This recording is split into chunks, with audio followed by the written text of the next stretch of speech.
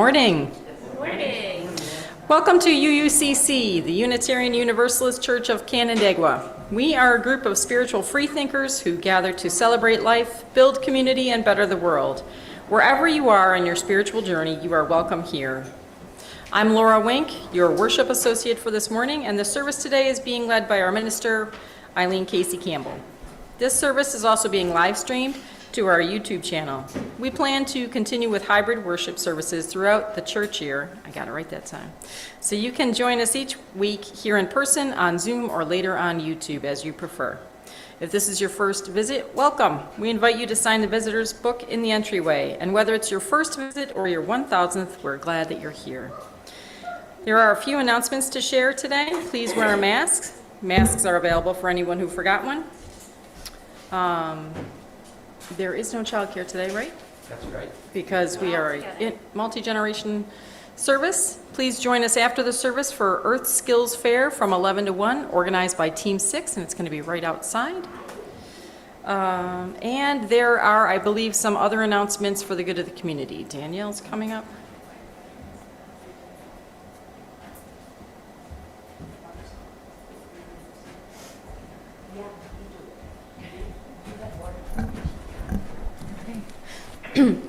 Next Sunday, Eileen will be giving us a demonstration of a simple Sunday service that we hope to fill our summer with this year.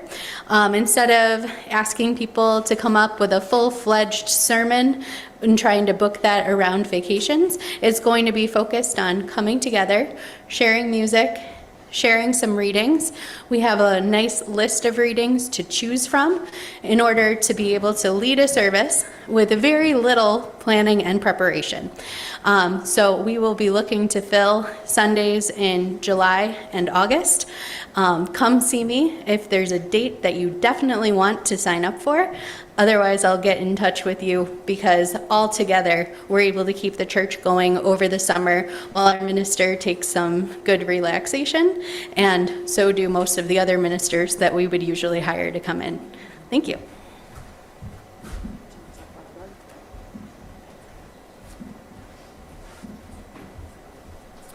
A couple weeks ago, our fundraising team had its first event, and I have to say it was, I think, successful beyond expectations, since it was a horrible rainy day.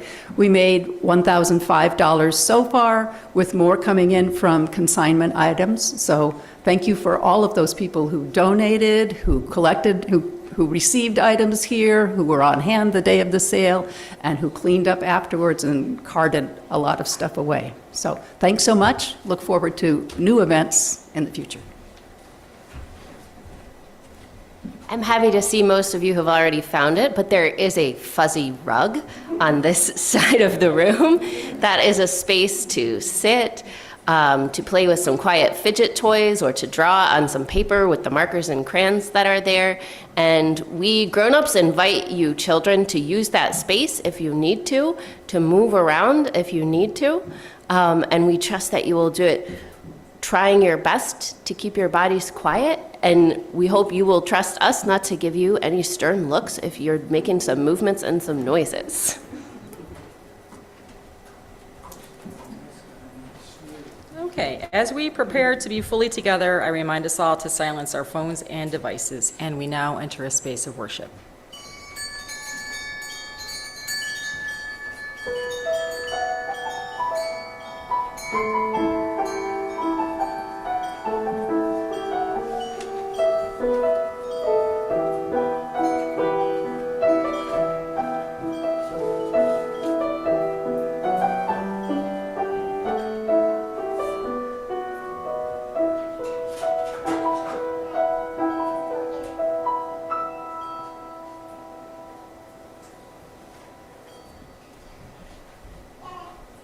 Okay, it is time for chalice lighting, and I think I have some trusty assistants. Coming up.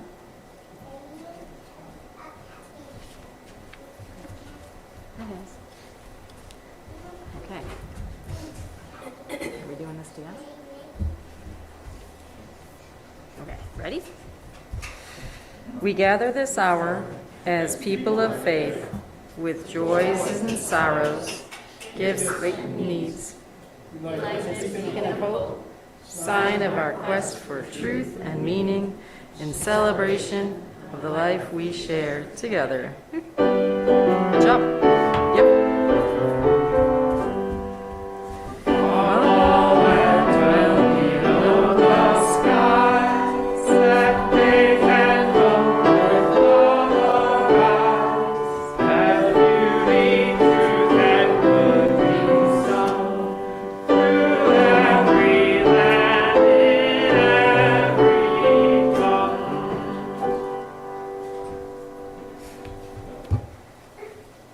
Good morning. Welcome to our annual flower service. And I don't see anyone holding on to flowers, but if you've still got flowers that you haven't brought up to our flower altar yet, feel free to bring them up anytime during the service. I want to tell you a story to start today, and it's adapted from a story by Reverend Carol Martin Yako. Once upon a time, long, long ago, it happened. Like, seriously long ago. About 250 million years ago. Sometime in the beginning of the Cretaceous era, the inexhaustible spirit of life that some call God or source or nature redecorated this place. The fossil record makes it look as if that creative force just got bored with all the Jurassic vibes at once, so Mother Earth entered her floral era, and it changed everything. Seeds had existed for some time already, but no flowers to create them or fruit to hold on to them. The flower was born out of plant life's desire to be pollinated.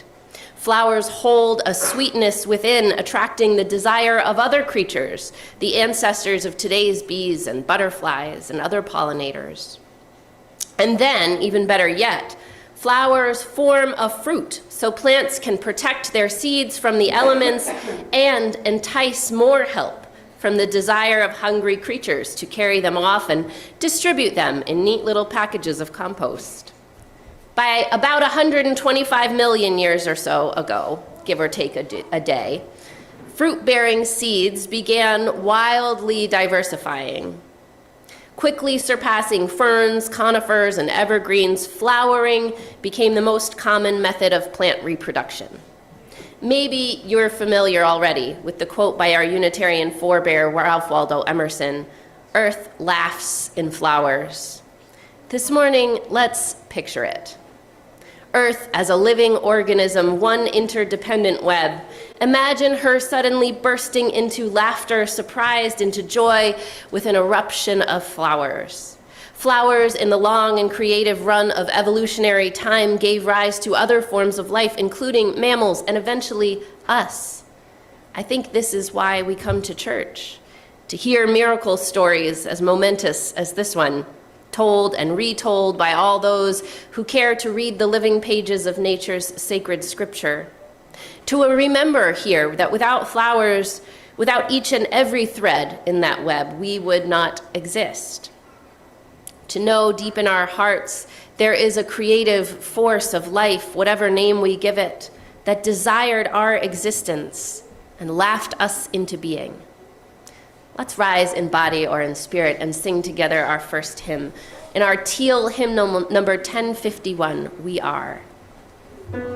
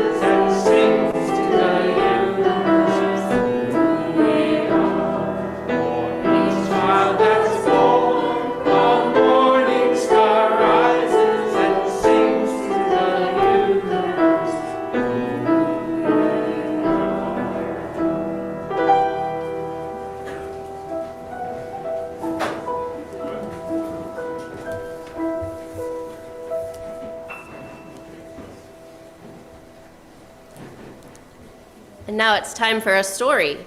And there are pictures that go with this one. So if you need to move your body to get closer to the screen where you can see the pictures better, go ahead and do that. Whether you're big or small, you can get closer to the screen. Of course, we won't obscure other people's view of the screen. I trust you. This is a story called Miss Rumphius, and it's one of my very favorites. It's written and illustrated by Barbara Cooney, and it goes like this.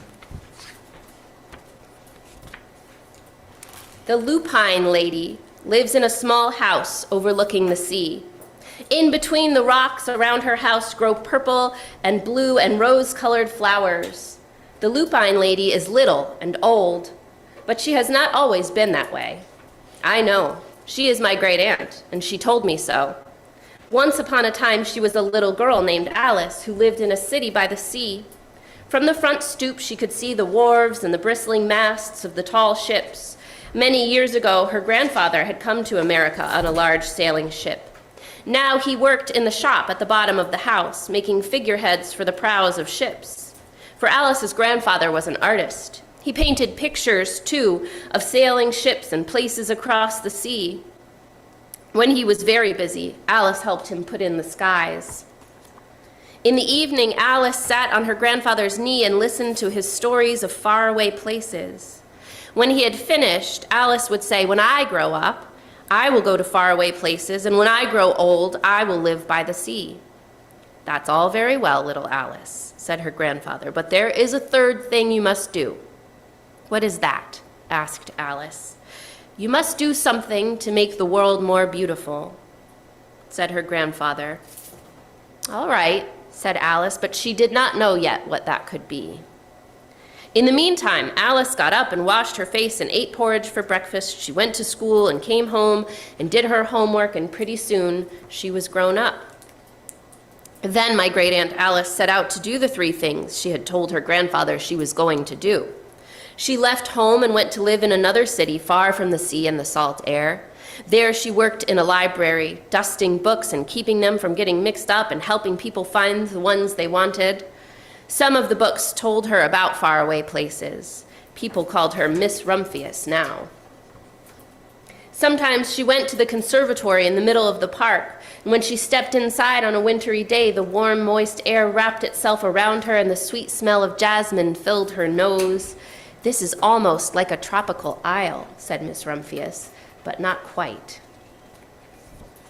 So Miss Rumphius went to a real tropical island, where people kept cockatoos and monkeys as pets. She walked on the long beaches, picking up beautiful shells, and one day she met the king, Bapa Raja, from this fishing village she had stayed in. "You must be tired," he said. "Come to my house and rest." So Miss Rumphius went in and met his wife. The king fetched himself a green coconut and cut a slice off the top so that Miss Rumphius could drink the coconut water inside. Before she left, he gave her a beautiful mother-of-pearl shell, in which he had painted a beautiful bird of paradise and the words, "You will always remain in my heart." "You will remain in mine too," said Miss Rumphius. My great-aunt, Miss Alice Rumphius, climbed tall mountains where the snow never melted. She went through the jungles and across the deserts. She saw lions playing and kangaroos jumping, and finally, she came to the land of the lotus eaters, and there, getting off a camel, she hurt her back. "What a foolish thing to do," said Miss Rumphius.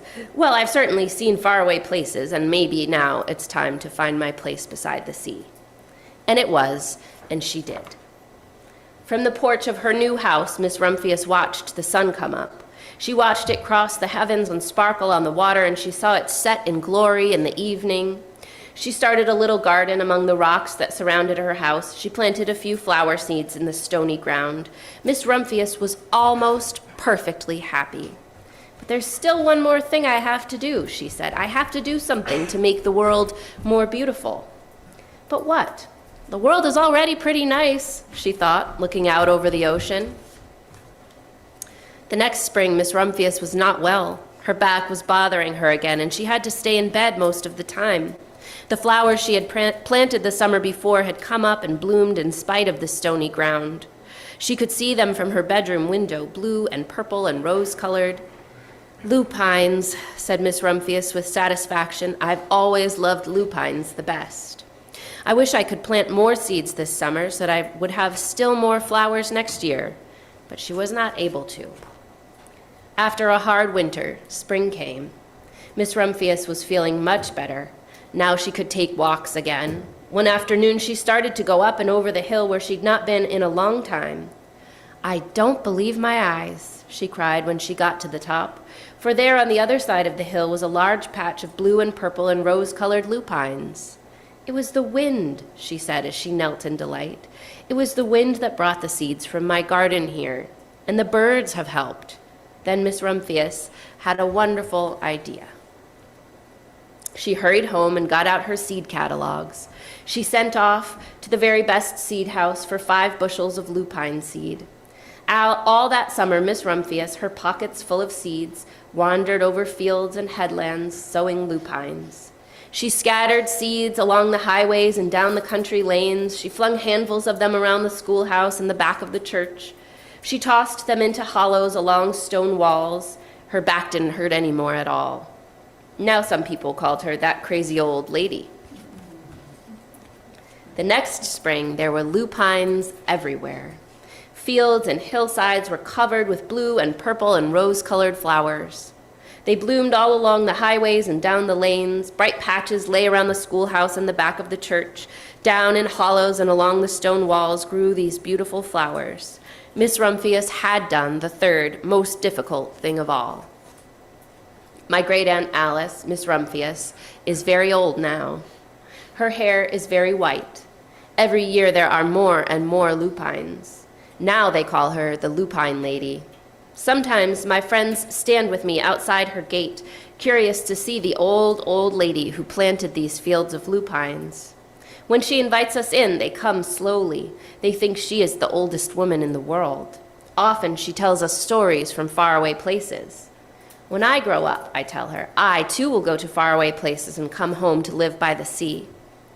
That's all very well, little Alice, says my aunt, but there is a third thing you must do. What is that? I ask. You must do something to make the world more beautiful. All right, I say. But I do not know yet what that will be. And this is the end of our story.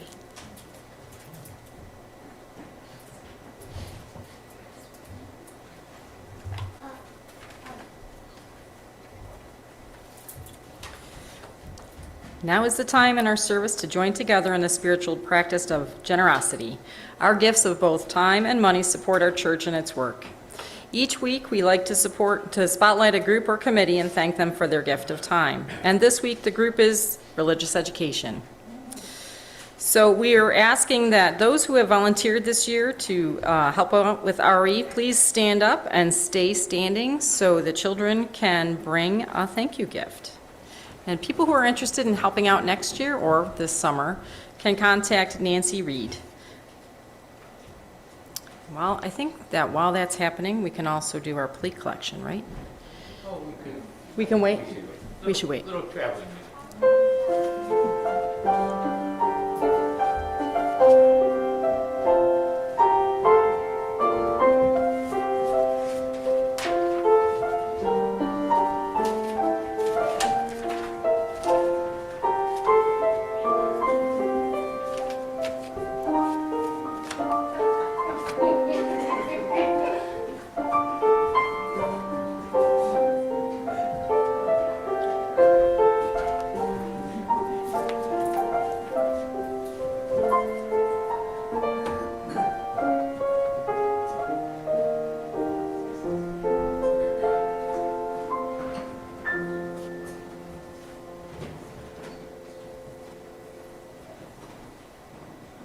Okay.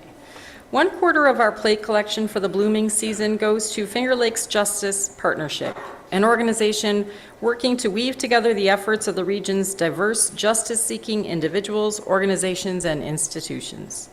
You can give to this morning's offering by placing cash or a check in the basket, or by one of the options on your screen. Please make a note that your gift is intended for today's offering. We now gratefully accept the offering.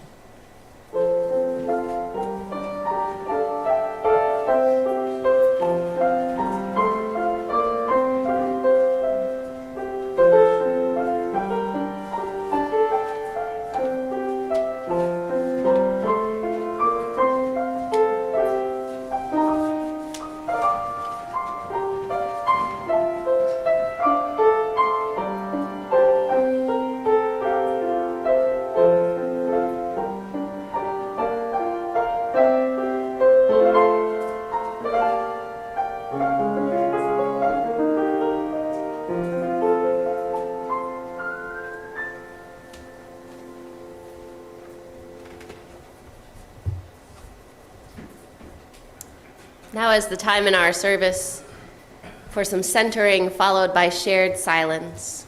We remind ourselves, of course, that by silence we mean the absence of grown-ups talking to each other so that we can listen more closely for the sounds of life, the sounds of the birds and the cars going past outside, the breath of the neighbor beside us, the wiggles and giggles of our children, the beating of our own hearts. Let's take a deep breath. Get comfortable where we sit, here in the sanctuary or at home. Perhaps your eyes fall closed and your shoulders drift away from your ears. Let us breathe deep and be held. Let us breathe deep and be held by that spirit of life, that great creative unfolding of the universe, the cosmic longing that emerged as first microbial life in the ancient seas, formed the bodies of those first flowers, inviting the desires of bees and birds and all manner of small, hungry ancestors. That hungry love that eventually hungered for us, for you right here in this moment. Be still and be held by that earthly love that desired your existence. Be still and know that you live and love as the desire of 1,000,000 billion ancestors. Your heart beats with the longing of a universe that continues to unfurl its desires in you. Let us be still and breathe here in this great love that longed for us.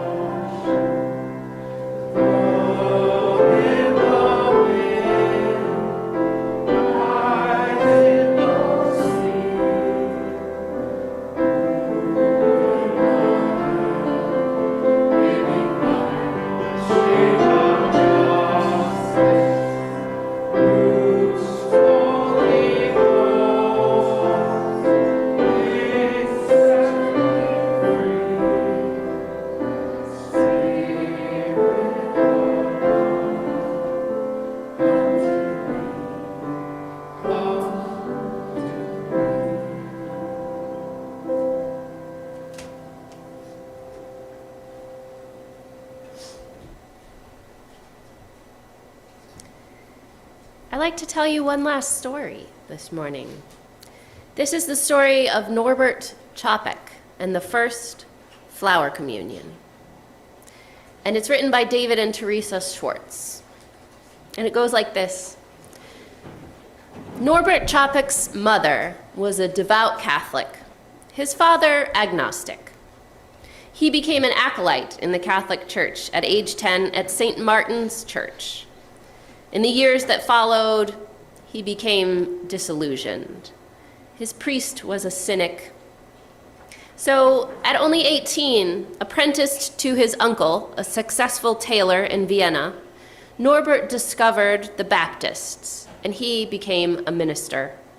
He founded almost a dozen Baptist churches from Ukraine to Budapest. Yet, slowly, his faith became more and more liberal. He left Bohemia under government threat and accepted a call to serve a Baptist church in New York City. Until one day, in 1919, that day he wrote in his diary, "I cannot be a Baptist anymore, even in compromise. The fire of new desires, new worlds, is burning inside of me." Norbert and his wife Maya Chapek joined a Unitarian church in New Jersey in 1921. For the same reason a whole lot of us did. Their children liked the religious education program. That's the power of Sunday school. That's the power of our children. World War I ended. His home country now independent, he and Maya returned home to Czechoslovakia. His Unitarian church founded there was the Prague Liberal Religious Fellowship. And in just 20 years, it grew to 3,200 members. The traditional Christian communion service of bread and wine didn't meet the needs of his congregation because his church, like ours, had people who believed so many different things, who came from so many different backgrounds. So Chapek turned to the beauty of the countryside around his church, to the beauty of flowers. In 1923, 100 years ago, he developed the flower ceremony. He asked his congregants to bring a flower to church, from their gardens or from a field or from the roadside on their walk in. He invited each person to place their flower in vases on the altar.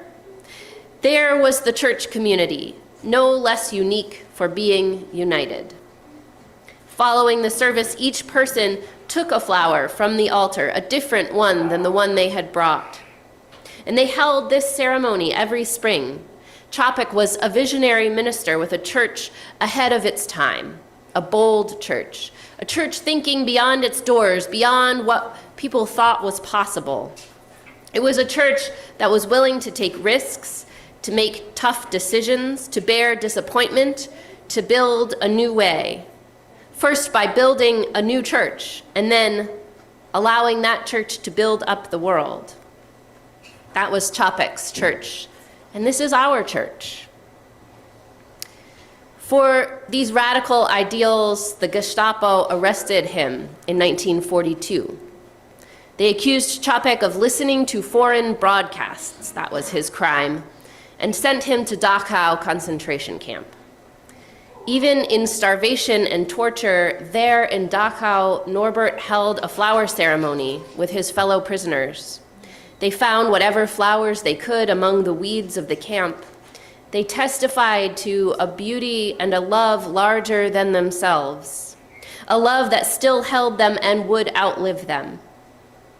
Norbert Chapek died in Dachau, but that love does indeed live on. His wife, Maya, brought the flower ceremony to the Unitarian Church in Cambridge, Massachusetts in 1940, in her own escape from fascism.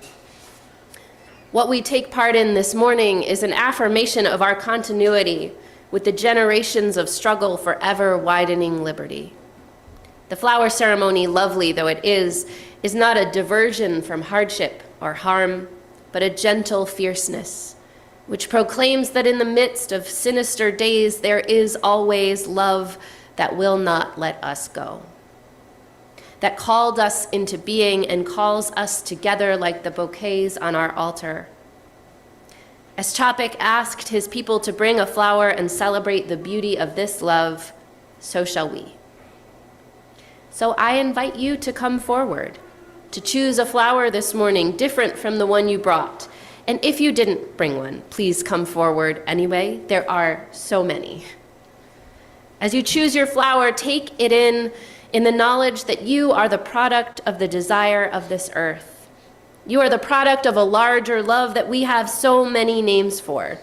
Whether you think of it as God or spirit of life or the creative impulse or Mother Earth, Know that you are part of its great unfolding. You are held, you are loved. Please come forward and rejoice in the bounty of love this morning.